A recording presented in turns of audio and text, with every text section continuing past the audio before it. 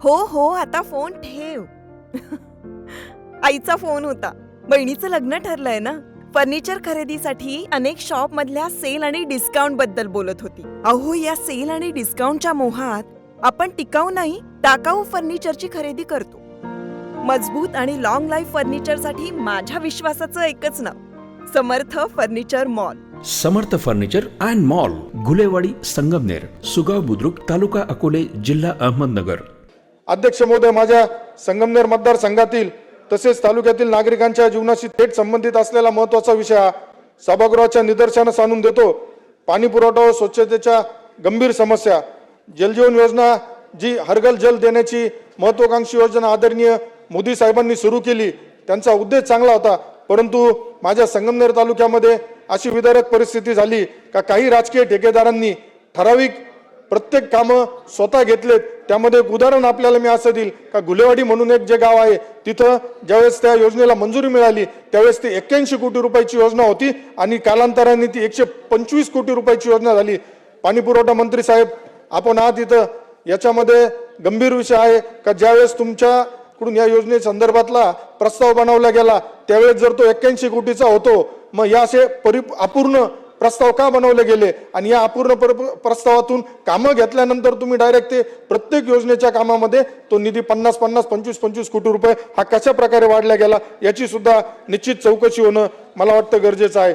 अध्यक्ष महोदय, संगमनेर मतदारसंघातील काही ठराविक गावांचे मी सांगतो.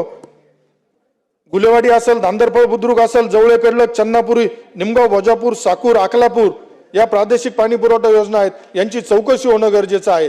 मधल्या कालावधीमध्ये यापूर्वी जलजीवनच्या आधी तळेगाव दिघे पाणी पुरवठा योजना होती, त्याचं लाईट बिलाचं 10 कोटी रुपये थकीत झालं आहे.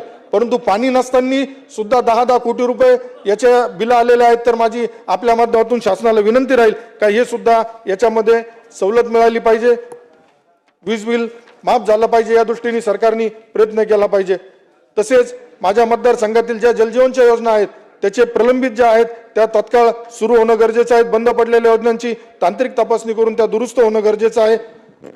अध्यक्ष महोदय, पाणी व स्वच्छता हा केवळ विकासाचा नाही तर आरोग्याचा व मानवी सन्मानाचा प्रश्न आहे. म्हणून शासनाने या विषयाला अत्यंत प्राधान्य देऊन तातडीने ठोस उपाययोजना करावा अशी मी विनंती करतो. अध्यक्ष महोदय, दिव्यांग विभाग बाब क्रमांक 191, पृष्ठ क्रमांक 149. आज आपल्या सरकारच्या माध्यमातून संजय गांधी निराधार योजनेसारख्या योजना राबवताना दिव्यांग बांधवांना 1500 रुपयाचे 2500 रुपये केले गेले, त्याबद्दल मी शासनाचा आभारी आहे. परंतु माझी शासनाला विनंती राहील का हे जे आमचे दिव्यांग बांधव आहेत यांच्यासाठी तालुका स्तरावरती दिव्यांग भवन हे झालं पाहिजे. त्या माध्यमातून त्यांना तिथं छोटे मोठे उपक्रम त्यांच्या संघटनेच्या माध्यमातून निश्चित राबवता येतील.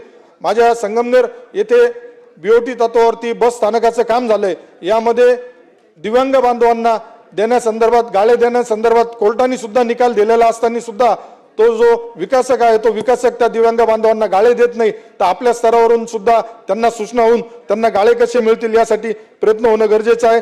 तसेच माझी आपल्या माध्यमातून शासनाला विनंती राहील का दिव्यांग बांधवांना ज्यावेळेस संजय गांधी योजना असेल किंवा इतर योजनेचा लाभ देताना आपण जी उत्पन्नाची मर्यादा त्यांची कुटुंबाची म्हणून बघतो, परंतु दिव्यांग बांधवांच्या बाबतीत ही अट कुठेतरी शिथिल करावी असं मला वाटतं. तसेच वारंवार त्यांना केवायसीच्या माध्यमातून अडवणूक केल्या जाते, ही सुद्धा कुठेतरी थांबले पाहिजे असं मला वाटतं. Saptashrungi hospital and paralysis centre. तज्ञ डॉक्टर प्रभाकर खर्डे यांच्या मार्गदर्शनाखाली पॅरालिसिस, मणक्यांचे आजार, गुडघेदुखी, कंबरदुखी, मानदुखी, मायग्रेन, ॲलर्जी आणि सर्दीवर खात्रीशीर उपचार, तेही एकाच छताखाली आणि योग्य दरात.